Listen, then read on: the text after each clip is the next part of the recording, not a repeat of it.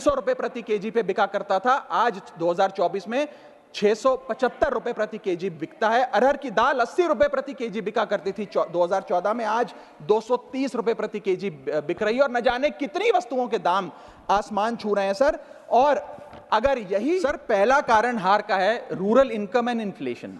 Sir Bharat की 60% से ज्यादा आबादी सर गांव में बसती है, लेकिन आज सर सर ये ठीक नहीं है सर। इनकी तबीयत खराब है, इनके पेट में क्यों दर्द हो रहा है? इनकी तबीयत खराब है, इनकी तबीयत खराब है, क्या दिक्कत है? इनके पेट में दर्द हो रहा है, इनकी तबीयत खराब है क्या सर? आज आप बैठिए, बैठ जाए माननीय सदस्य, कृपया बैठे, बैठ जाए माननीय राघव चड्ढा जी। सर आमतौर पे देखा जाता है 20 मिनट्स सर आमतौर पे देखा जाता है कि जब भी वित्तीय बजट देश में प्रस्तुत किया जाता है तो देश के कुछ वर्ग उस बजट से खुश होते हैं और कुछ वर्ग उस बजट से निराश होते हैं। लेकिन इस बार सरकार ने वो अचीव कर लिया जिसे अचीव करना संभव ही नहीं था। इस सरकार ने इस बजट से लगभग देश के हर वर्ग को निराश किया। They have managed to displease all sections of our society. In fact sir Bharatiya Janata party के अपने समर्थक भी, अपने वोटर भी इस बजट से बेहद निराश हैं। सर बजट 2024 में अगर आप सर इनको मुझे बोलने दीजिए, नहीं तो मैं if you want me to yield मैं बैठ जाता हूं सर। आप बैठो, आप बोलने दो। माननीय सदस्य, आप बोलो ना। माननीय सदस्य, क्या प्रॉब्लम है? कृपया बैठे, बैठो, क्या बैठ जाए, बैठो आप। प्लीज बैठिए, आप बोलिए चड्ढा जी, प्लीज कंटिन्यू बोलिए। सर पिछले 10 सालों में टैक्स लगा कर सरकार ने एक देश के आम आदमी का खून चूस लिया। अब आप मानिए आप 10 रुपए कमाते हैं, उसमें से 3-3.5 रुपए आप इनकम टैक्स के माध्यम से दे देते हैं, 2 रुपए 2.5 रुपए जीएसटी आपका चूस लेता है, 1.5-2 रुपए आपका कैपिटल गेन टैक्स लगता है, सेस सरचार्जेस 1-1.5 रुपए के लग जाते हैं। तो मात्र 10 रुपए में से 7-8 रुपए तो सरकार के खजाने में चला जाता है। तो आम इंसान को मिलता क्या है, आम आदमी को मिलता क्या है? और सरकार जो हमसे इतना टैक्स लेती है उसके बदले में सरकार हमें देती क्या है? कौन सी ऐसी अंतर्राष्ट्रीय सेवाएं, world class health care, education, transport सुविधाएं सरकार बदले में देशवासियों को देती है? मैं ये भी पूछना चाहता हूं। इसीलिए आज मुझे ये कहने में बिल्कुल भी गुरेज नहीं है that sir we in India today pay taxes like England to get services like Somalia. Sir मैं अपने इस भाषण को सर 2 भाग में बांटूंगा। पहले भाग में मैं सर सरकार की इतनी दुर्दशा 2024 के चुनावों में क्यों हुई और आज की आर्थिक स्थिति क्या है उस पर बात करूंगा, और दूसरे भाग में कुछ सुझाव भी सरकार को दूंगा।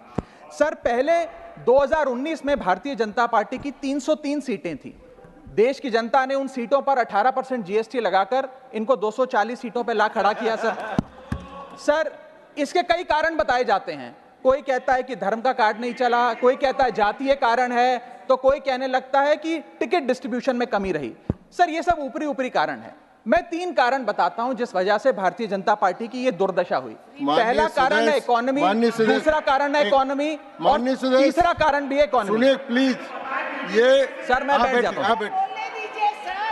ये राष्ट्रपति के अभिभाषण पर चर्चा नहीं है, ये आम बजट पर चर्चा है। माननीय राघव चड्ढा जी आपस में बात नहीं करें।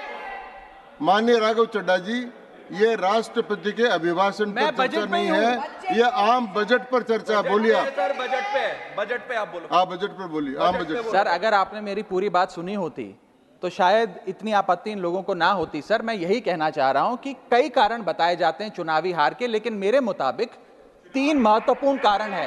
पहला कारण इकोनॉमी, दूसरा कारण इकोनॉमी, और तीसरा कारण भी इकोनॉमी। मैं इकोनॉमी की बात कर रहा हूं, चुनावों की बात नहीं कर रहा। सर पहला कारण, सर मैं बैठ जाता हूं सर, इनको चिल्लाने दीजिए, मैं बैठ जाता हूं सर। माननीय सदस्य बैठिए। जब आपका समय आए तो आप बता देना दिल्ली में कैसे आ रहे, अभी उनको बोलने दीजिए। बोलिए बंद, अभी उन्होंने बना दिया है। बोलिए। सर पहला कारण हार का है rural income and inflation. Sir Bharat की 60% से ज्यादा आबादी सर गांव में बसती है, लेकिन आज सर ये ठीक नहीं है सर, इनकी तबीयत खराब है, इनके पेट में क्यों दर्द हो रहा है? इनकी तबीयत खराब है, इनकी तबीयत खराब है, क्या दिक्कत है? इनके पेट में दर्द हो रहा है, इनकी तबीयत खराब है क्या सर? आज आप बैठिए, बैठ जाए माननीय सदस्य, कृपया बैठे, बैठ जाए मन, बैठिए, बैठिए, बैठिए, बैठिए।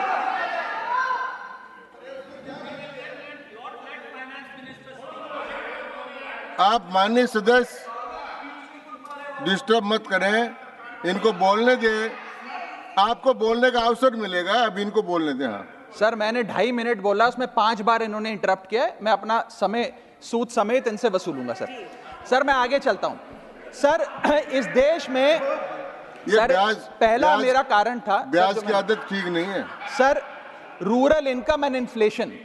सर आज rising rural inflation, rural unemployment, low crop yield, income inequality, farmer debt, high input cost, low income, no MSP और क्रॉप लॉसेस के चलते यह आलम है सर कि रूरल इनकम ग्रोथ वित्तीय वर्ष 23-24 में डेकेडल लो पे है, डेकेडल लो पे। और सर इसी के साथ साथ किसानों की आय दुगना करने का वादा था, स्वामीनाथन कमीशन के अनुसार एमएसपी देने का वादा था, वो वादे जब पूरे नहीं हुए तो आलम यह है सर कि पिछले 25 महीने लगातार रियल रूरल वेजेस डिक्लाइन पर हैं लगातार। और इसके साथ साथ यूपीए के दौरान, कांग्रेस पार्टी की सरकार के दौरान फार्म वेजेस में 8.5% का इजाफा देखा गया था। एनडीए 1 के दौरान 3% और एनडीए 2 के दौरान -0.6% का इजाफा देखा गया, यानी कि रूरल वेजेस गिरती जा रही हैं। सर मैं ऐसे साधारण भाषा में समझाता हूं सर। सर 2014 में एक दिहाड़ी मजदूर एक दिन की अपनी दिहाड़ी से 3 केजी अरहर की दाल खरीद सकता था सर। सर आज वही दिहाड़ी मजदूर वर्ष 2024 में एक दिन की दिहाड़ी से 1.5 केजी अरहर दाल खरीद पा रहा है, यानी कि महंगाई भी बढ़ रही है और उसकी आमदनी भी घट रही है। इसका नतीजा क्या हुआ सर? इसका नतीजा यह हुआ कि इनका वोट शेयर घटा, रूरल एरियाज में 5% भाजपा का वोट शेयर घटा, इनके खुद के यूनियन एग्रीकल्चरल मिनिस्टर चुनाव हार गए और 398 रूरल सीट्स में से 2019 में इनको 236 मिली थी, आज 398 सीट्स में से इस बार मात्र 165 सीटें मिली हैं, यानी कि रूरल इंडिया में इनको नकार दिया गया है सर। सर दूसरा मेरा जो आज देश में आर्थिक स्थिति है जिसके कारण इनकी भी ये चुनावों में दशा हुई, उसका है फूड इन्फ्लेशन। सर थाली का बजट बिगड़ गया सर, आटा हो, दूध हो, चावल हो, दही हो, हर वस्तु पे महंगाई का आलम है, जीएसटी का आलम है और लगातार इस देश में फूड इन्फ्लेशन बढ़ता जा रहा है। 9 से 9.5% के लगभग आसपास फूड इन्फ्लेशन मंडरा रही है सर इस देश में। और मैं पूछना चाहता हूं सरकार से कि वो कमोडिटीज जिसमें हम सेल्फ सफिशिएंट थे, वो कमोडिटीज जिसमें हम एक्सपोर्ट किया करते थे, उसमें कैसे महंगाई घुस गई? और अगर वो कमोडिटीज भी महंगी हो गई हैं तो उसका फायदा किसान को क्यों नहीं मिलता? वो सारा पैसा जा कहां रहा है? ये एक बड़ा महत्वपूर्ण सवाल है सर। आटा 2014 में 21 रुपए प्रति केजी बिका करता था, आज 42 रुपए प्रति केजी हो गया है। दूध 30 रुपए प्रति लीटर के आसपास बिका करता था वर्ष 2014 में, आज 2024 में 70 रुपए प्रति लीटर बिकता है सर। देसी घी 2014 में प्रति केजी पे बिका करता था, आज 2024 में 675 रुपए प्रति केजी बिकता है। अरहर की दाल 80 रुपए प्रति केजी बिका करती थी 2014 में, आज 230 रुपए प्रति केजी बिक रही है। और न जाने कितनी वस्तुओं के दाम आसमान छू रहे हैं सर। और अगर यही महंगाई की तो जितनी रफ्तार से 303 से 240 पर आए हैं, उससे तेज रफ्तार से 240 से 120 पर आएंगे सर ये लोग।